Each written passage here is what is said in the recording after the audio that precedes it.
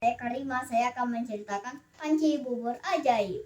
Dahulu kala hidup gadis kecil dan ibunya yang miskin. Mereka sangat miskin sampai suatu hari mereka tidak memiliki apapun untuk dimakan. Gadis kecil itu pun memasuki hutan sembari menangis. Ia telah mencari apakah ada kacang-kacangan atau buah beri untuk dikumpulkan. Selagi ia mencari, seseorang datang ketati-tati dari balik pepohonan. Ternyata itu adalah wanita tua yang membawa panci kecil. Wanita itu mengatakan, "Jangan menangis, Nak," dengan ramah. Wanita itu pun melanjutkan, "Ambillah panci kecil ini dan bawalah pulang. Kapanpun kau mengatakan, 'Panci kecil, memasaklah,' panci itu akan memasakkan bubur yang lezat." Gadis kecil itu sulit mempercayai apa yang ia lihat. Bubur mulai mendidih selagi wanita itu berbicara. "Saat kau mengatakan, 'Panci kecil, berhentilah,' wanita itu melanjutkan, 'panci itu akan berhenti memasak.' Dan panci itu berhenti memasak penuh dengan bubur kental dan lezat yang siap disantap. Gadis kecil itu pun mengucapkan terima kasih kepada si nenek atas hadiah yang luar biasa itu. Kemudian ia cepat-cepat pulang membawa panci kecil yang untuk ditunjukkan kepada ibunya. Sejak saat itu, gadis kecil dan ibunya itu makan bubur kapanpun yang mereka ingin dan mereka tidak pernah kelaparan lagi.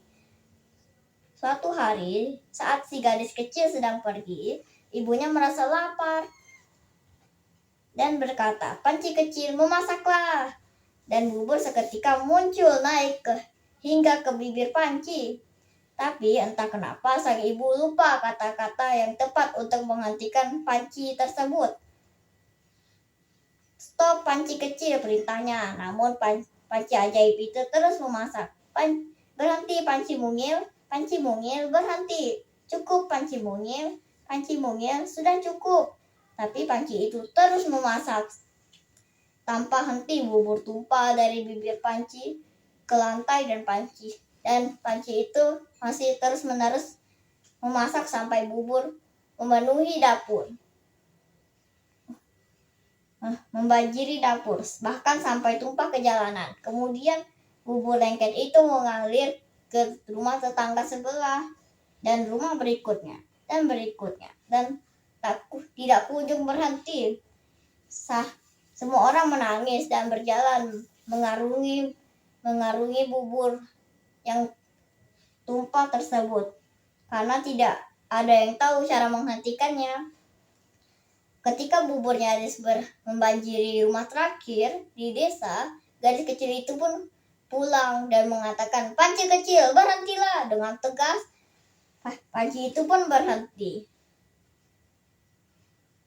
Perintahnya. Akhirnya semua orang harus memakan habis bubur itu untuk membersihkan desa. Terima kasih.